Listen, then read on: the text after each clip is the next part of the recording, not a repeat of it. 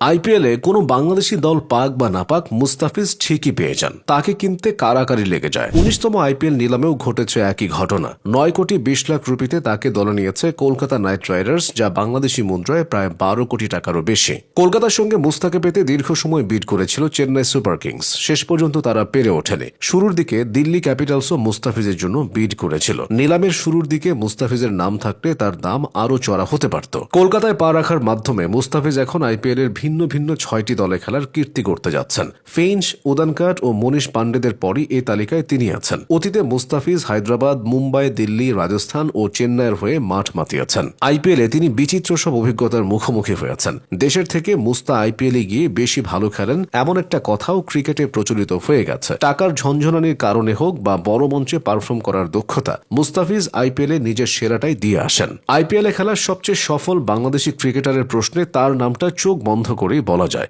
৭টি মৌসুম খেলেও সেখানে মুস্তার ফর্মে কখনো ভাটা পড়েনি। সব মিলিয়ে ৬০ ম্যাচে শিকার করেছেন ৬৫টা উইকেট। অনেকটা মুস্তার কারণে ২০১৬ সালে হায়দ্রাবাদ তাদের একমাত্র শিরোপাটা জিতেছিল। সে আসরে তিনি উদীয়মান ক্রিকেটার হয়েছিলেন। টুর্নামেন্টের ইতিহাসে একমাত্র অভারতীয় হিসেবে মুস্তাফিজের সেই কীর্তি আজও টিকে আছে। ২০১৫ সালে ভারতের বিপক্ষে রূপকথার মতো উত্থান হয় ফিজের। এরপর তিনি সে বছরই আইপিএল ফ্র্যাঞ্চাইজিদের নজরে আসেন। ২০১৬ আইপিএল এর নিলামে নাম দেওয়ার পর ১,৪০,০০,০০০ রুপিতে তাকে কিনে নেয় সানরাইজার্স হায়দ্রাবাদ। দলটির অধিনায়ক তখন ডেভিড ওয়ার্নার। আইপিএলে মুস্তাফিজের শুরুটাও হয়েছিল স্মরণীয়। বেঙ্গালুরুর গেইল, কোহলি, ডি ভিলিয়ার্স এবং ওয়াটসনদের নিয়ে সাজানো ব্যাটিং লাইন আপের বিপক্ষে তিনি দারুণ বোলিং করেন। ওই ম্যাচে কোহলিরা ২২৭ রানের বড় সংগ্রহ করলেও মুস্তা দিয়েছিলেন মোট ২৬ রান। পেয়েছিলেন ডি ভিলিয়ার্স এবং ওয়াটসনের গুরুত্বপূর্ণ উইকেট। এরপর হায়দ্রাবাদের একাদশে তার নিয়মিত সুযোগ হতে থাকে। তিনিও একের পর এক ঝলক দেখাতে থাকেন। কখনো ভয়ঙ্কর কাটার, কখনো দুর্ধর্ষ ইয়র্কার। ২০১৬ সালে মুস্তা ছিলেন অপ্রতিরোধ্য।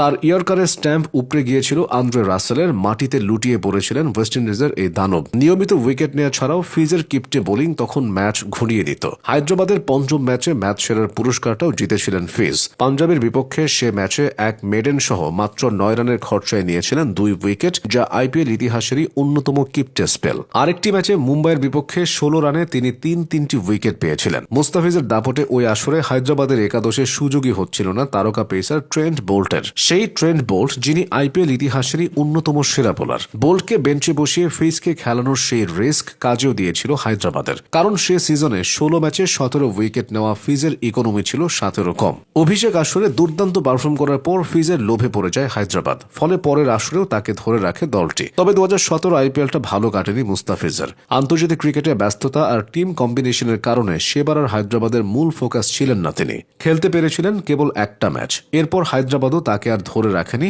ফলে ২০১৮ মৌসুমের জন্য নতুন করে নিলামে নাম দেন মুস্তাফিজ, যেখান থেকে ২,২০,০০,০০০ রুপিতে তাকে কিনে নেয় মুম্বাই ইন্ডিয়ান্স। সেবার মুম্বাইয়ের হয়ে ৭ ম্যাচে ৭ উইকেট নিয়েছিলেন মুস্তাফিজ। এরপর টানা ২ মৌসুমে আইপিএলে ছিলেন না তিনি। ইন্ডিয়ান প্রিমিয়ার লিগে তার কামব্যাক হয়েছিল ২০২১ সালে রাজস্থান রয়্যালসের হয়ে। তখন থেকে আইপিএলে একটানা খেলেই যাচ্ছেন মুস্তাফিজ। সবশেষ ধোনির চেন্নাই সুপার কিংসে তার জার্নিটা ছিল স্মরণীয়। চেন্নাই তাকে ছেড়ে দিলেও কলকাতা টেনে তুলেছে। এভাবেই আইপিএলে কোনো না কোনো দলে ফিজের ঠাঁই হয়ে যায়।